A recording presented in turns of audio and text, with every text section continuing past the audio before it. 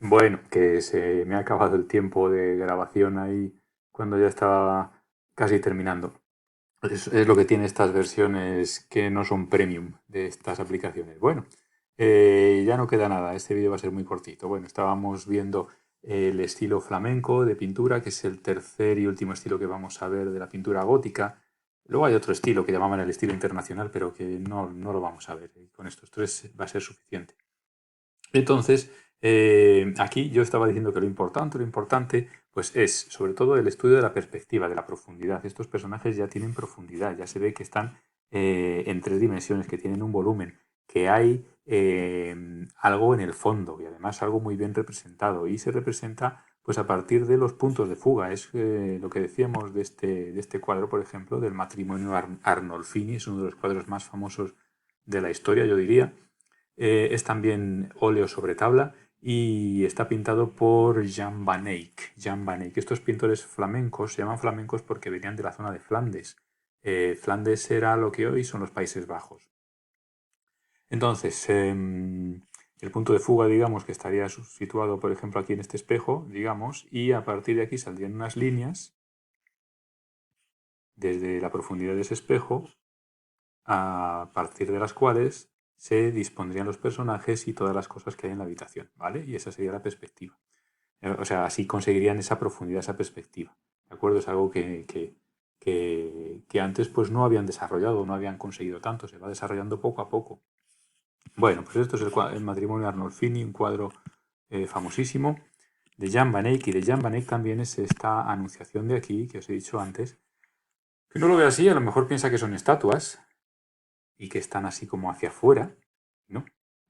Todo está pintado, todo esto está pintado para que veáis el realismo que consiguen dar y sobre todo la sensación de profundidad. O sea, esto es un plano, esto es un plano. Aquí no hay tres dimensiones, solo hay dos, pero parece que salen hacia afuera, ¿verdad? Tanto el ángel como la Virgen. ¿Qué escena es esta? Pues el tema, pues ya lo sabéis porque ha habido varios ejemplos. Esto es la anunciación. El ángel le dice que María va a tener un hijo y María, claro, se sorprende y tal, pero bueno, aquí aparece el Espíritu Santo en forma de paloma y bueno, ella pues ya sabe que va a tener un hijo de Dios, en fin. Pero lo sorprendente es la maestría que utilizan en el dibujo, el detallismo que hay, lo meticuloso que es esta forma de pintar con los pliegues de la ropa, con las expresiones de la cara, con las manos, con el cabello, las alas del ángel, etcétera, y sobre todo la profundidad, ¿verdad? La profundidad, cómo consiguen dar profundidad a su dibujo. Lo mismo con esta otra obra que es de Robert Campin, otro pintor flamenco, en el que sale San Juan y Santa Bárbara. Esta es la versión que aparece en el Museo del Prado, ya digo que es una página web muy recomendable, que se aparece muy aumentada, pero bueno, ya lo veis, cómo consiguen esa profundidad, se ve hasta un paisaje, ¿no? Tienen la ventana abierta para representar esa profundidad y cómo el punto de fuga, pues por ejemplo aquí digamos, es este paisaje. De aquí saliendo unas líneas y así se va creando la profundidad y la perspectiva. Yo creo que esto seguro que lo habréis visto en plástica alguna vez, porque es un método básico de conseguir la perspectiva. Y fijaros los colores y el detallismo. El libro tiene letras escritas, o sea, es increíble el detallismo que conseguían, ¿no? Cómo está pintado hasta lo último que podría ver el ojo humano, incluso lo que ya no podría ver. A estos pintores se les acusaba, entre comillas, de pintar cosas que ni siquiera el ojo podría ver, ¿no? Hasta una florecilla, una brizna de hierba, todo. Bueno. Y el último cuadro que vamos a ver ya es este que se llama El descendimiento de Van der Weyden, que es también pintura flamenca. Este cuadro lo podéis ver en el Museo del Prado, por cierto. Igual que algunos otros, igual que el anterior de Santa Bárbara, igual que la Anunciación. Y fijaos que consigue profundidad. Están los personajes como metidos en un cuarto muy pequeñito, muy poco profundo, ¿verdad? Y sin embargo, da la impresión de que, bueno, que caben ahí y incluso que hay personajes con más profundidad. Eso es un truco que ha utilizado el pintor. O sea, el pintor ha conseguido de alguna manera engañarnos. Am, ha hecho como un cuadro muy pequeñito, con muy poca profundidad. Ya veis que aquí hay muy poca profundidad, pero ha metido una escena grandísima. O sea, con una cruz, con un Cristo que le están bajando de la cruz. con un montón de personajes.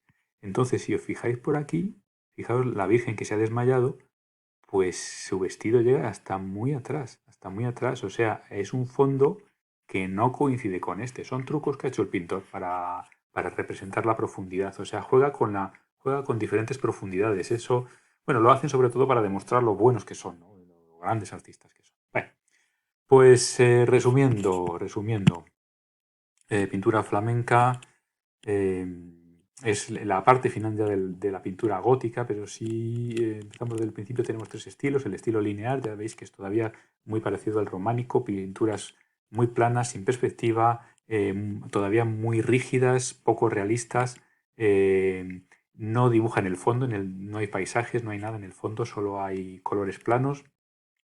Después aparece el estilo italiano ya con algo de perspectiva, sobre todo en la obra de este pintor llamado Giotto, y con más detallismo y más volumen en las ropas, en los cuerpos, mayor expresividad en las caras.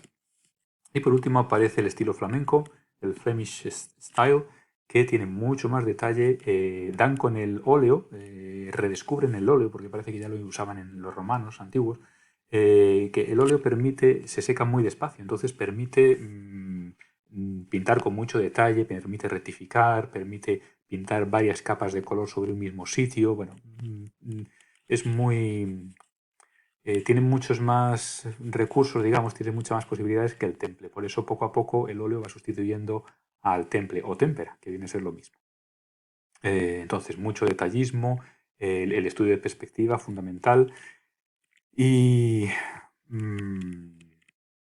y básicamente eso es todo. El colorido, muchas ventanas en los cuadros como para dar más sensación de profundidad, reflejan el paisaje.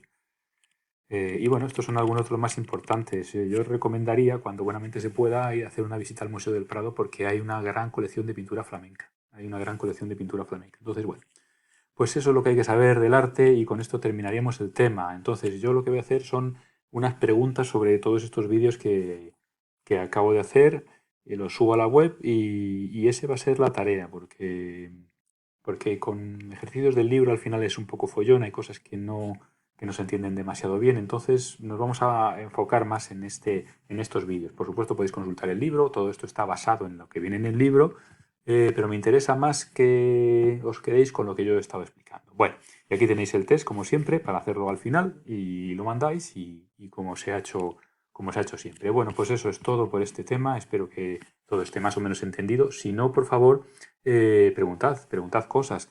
El correo se bloquea, es una cosa de auténtico horror, pero a veces funciona, o sea, acaban llegando los correos. Y si no, pues podéis usar este chat de aquí que aparece en la página y me podéis preguntar cosas, ¿vale? Os identificáis y decís, soy fulano de tal, y ya está. Y preguntáis lo que sea, o mandáis los trabajos por aquí, o como buenamente podáis. Pero sí que pediría que los trabajos, por favor, los mandéis siempre que se pueda en Word. Yo voy a hacer como una tabla en Word y ahí es donde tenéis que pongo los ejercicios y es donde tenéis que contestar siempre que se pueda, porque si no es muy complicado, es muy complicado. Los archivos pesan muchísimo, recibo muchos archivos diferentes, uno me manda la actividad 5 y 6 de la página 50, otro luego me manda de la página 56 el ejercicio 7 y 8, luego el primero al día siguiente me manda otros ejercicios distintos y así multiplicado por 150 alumnos que tengo, pues es un auténtico caos, así que yo pediría por favor que os ajustéis al formato que voy a mandar. Bueno, pues eso es todo, ya digo, que vaya bien, que todo el mundo esté bien y todas las dudas me las preguntáis y como siempre, que vaya lo mejor posible. Hasta luego.